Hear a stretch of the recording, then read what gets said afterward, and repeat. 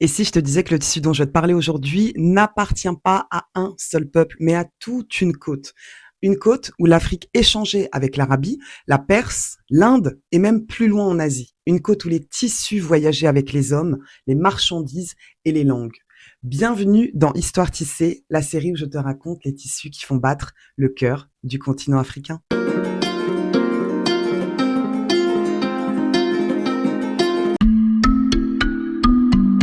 Aujourd'hui, je t'emmène en Tanzanie et plus précisément vers Zanzibar pour te conter l'histoire d'un textile que l'on retrouve également au Kenya, mais plus largement sur la côte Swahili, le kikwai. Et avant de commencer, c'est important de t'apporter une précision dans ce récit.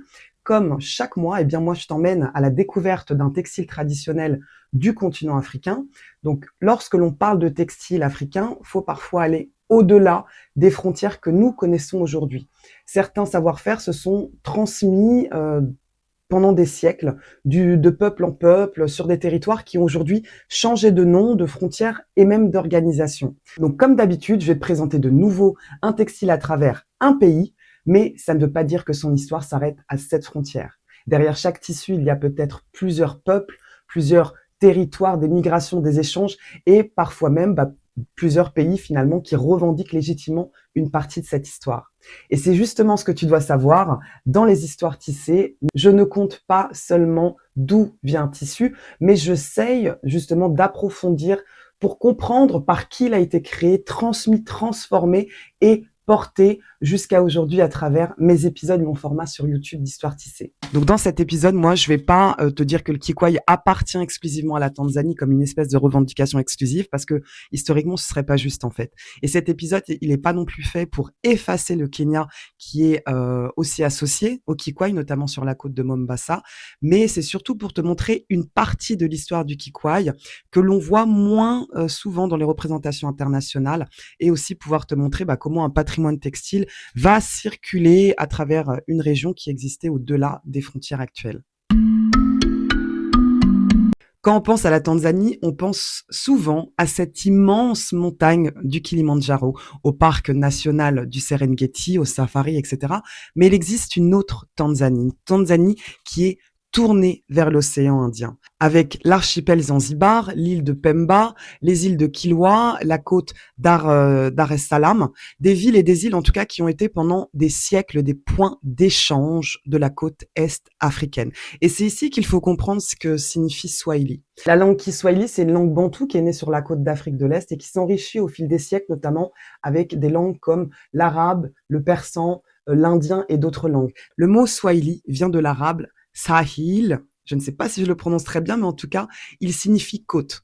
Donc, la culture Swahili, c'est pas une culture simplement arabe qui est installée en Afrique. D'ailleurs, tu ne connais peut-être pas ce que je vais te dire, mais le nom de mon univers s'appelle Moja Origine et Moja en Kiswahili signifie un, une, en tout cas unicité. Et pour moi, c'est une très belle manière de parler du textile. Revenons à la culture Swahili. Pour comprendre le kikwai, il faut surtout s'intéresser à son peuple qui l'a créé. Donc la culture Swahili, elle est avant tout une culture littorale et maritime. Donc imagine un peu l'atmosphère. Une côte avec plein de ports. Des pêcheurs, des agriculteurs, des artisans, des commerçants, des navigateurs, des villes, des mosquées, des marchés, enfin voilà. Et des bateaux qui partent vers d'autres rivages. Donc la culture Swahili, elle s'est vraiment développée à partir de populations africaines de la côte, dans des villes qui sont donc commerçantes et maritimes, mais tout en étant transformées par les contacts avec le monde de l'océan Indien. Il y avait même des marchandises qui circulaient entre l'Afrique de l'Est, la péninsule arabique, l'Inde et d'autres régions de l'océan Indien. Donc, le monde Swahili s'est développé grâce à ces connexions et contrairement à ce que beaucoup peuvent penser, ça ne veut pas dire en fait que les Africains attendaient passivement que les choses se passent. Non, ils étaient aussi acteurs dans ces réseaux commerciaux. Ils naviguaient, ils faisaient du commerce et puis ils fabriquaient. Et le textile kikwai, c'est justement le résultat de ce monde de circulation. Le kikwai, c'est un rectangle en coton qui est tissé à la main avec des fils de coton et qui est plutôt reconnaissable, notamment avec ses rayures colorées et puis ses franges. Donc, comme tous les tissus, la fabrication, elle va commencer avec une matière première. Et forcément, je te parle du coton. Aujourd'hui, la Tanzanie, elle possède une très grande production de coton qui est principalement dans le nord et autour du lac Victoria, dans les régions de Chimiyu, une des régions d'ailleurs les plus productrices, Mwanza, Geta ou encore Shinyanga, qui est considérée comme un pôle prioritaire, en tout cas pour les entreprises qui veulent exploiter le coton. Et le coton, aujourd'hui, je ne sais pas si tu le sais, mais il est encore récolté à la main en Tanzanie chez des producteurs locaux. Par contre, je ne peux pas affirmer que ce même coton qui est produit sur place est aussi utilisé dans chaque kikwai de Zanzibar. En tout cas, le coton est récolté pour égrener puis séparer les fibres des graines et ensuite ces fibres sont transformées pour être filées et le filage transforme tout simplement ces fibres en fils suffisamment solides pour être tissés. Ensuite vient la couleur, et là, place au tisserand qui, sur le métier à tisser, va installer les fils de chaîne dans sa longueur. Puis, il installe les fils de trame, donc qui passent transversalement, donc horizontalement, sur son métier à tisser. À chaque passage, le tisserand il va construire petit à petit la surface du tissu, et c'est vraiment cette organisation des fils qui produit les rayures. D'ailleurs, le motif du kikwai, il est construit dans le tissage lui-même. Donc les fils de différentes couleurs, elles vont être organisées sur le métier à tisser. Et c'est finalement comme ça que la structure du textile va créer le dessin.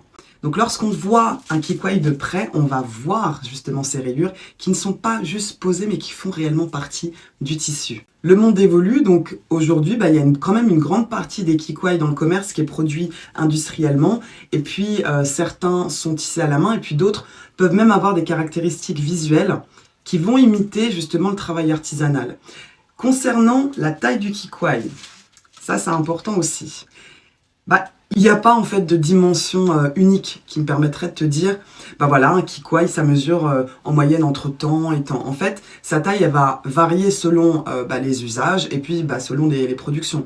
D'ailleurs, il y a une pièce avec des franges bleues aux extrémités qui est conservée au British Museum et qui a été d'ailleurs fabriquée sur Zanzibar et qui mesure 160 sur 1 mètre. Donc, on peut dire à peu près que le format du kikwai le plus connu est autour d'1 mètre, 1,70 m avec des variations selon les fabricants. Donc si tu vois un jour un kikwai qui est légèrement différent en taille, ça ne veut pas forcément dire que c'est un faux.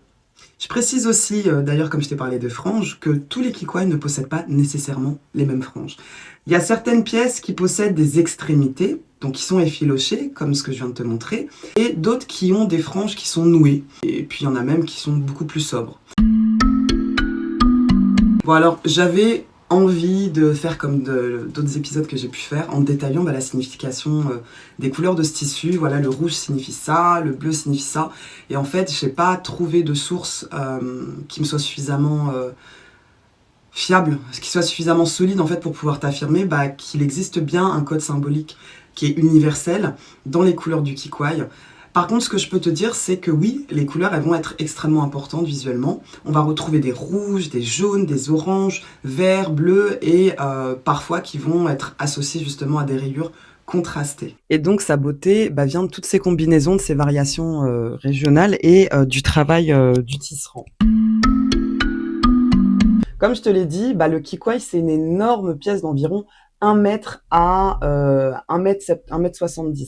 Mais ce qu'il faut que tu saches, c'est que le kikwai, il est historiquement associé à la base aux hommes de la côte Swahili. Il pouvait être noué autour de la taille, sur les hanches ou utilisé sur l'épaule. Pourquoi? Parce que le kikwai avait justement un intérêt pratique. Avec en fait une seule pièce, ça pouvait servir à plusieurs choses. Un vêtement, une protection contre le soleil, une couverture légère, un tissu de transport, une étoffe pour le quotidien et même une jupe enveloppante masculine. Aujourd'hui, son usage est largement diversifié puisqu'il est porté par les femmes comme par les hommes. Et si tu es arrivé jusqu'ici ou si tu découvres la série Histoire tissée, c'est probablement que tu fais partie des gens qui aiment comprendre ce qu'il y a derrière un tissu, derrière les richesses des peuples du continent africain et les histoires qui les ont fait naître. Alors, si ce n'est pas encore fait, pense à liker, commenter et surtout à t'abonner parce que ça m'aide énormément à faire connaître ces histoires textiles d'héritage qui valorisent les richesses du continent africain que d'ailleurs beaucoup trop peu connaissent aujourd'hui. Et j'ai même envie de te dire, partage cette vidéo à une personne qui croit encore que les tissus et textiles du coup africains sont juste des tissus colorés folkloriques. En tout cas, finalement, peut-être que le plus beau message du Kikwai, il est là. On voudrait tous donner une nationalité au tissu, le kente pour le Ghana, le bogolan pour le Mali, le faso Fani burkinabé, et certains textiles en fait racontent autre chose. Ils proviennent de régions, de peuples, d'échanges, de migrations, et le Kikwai fait partie de l'un d'entre eux. Donc il appartient aujourd'hui à la frontière swahili qui dépasse justement le territoire du Kenya et de la Tanzanie.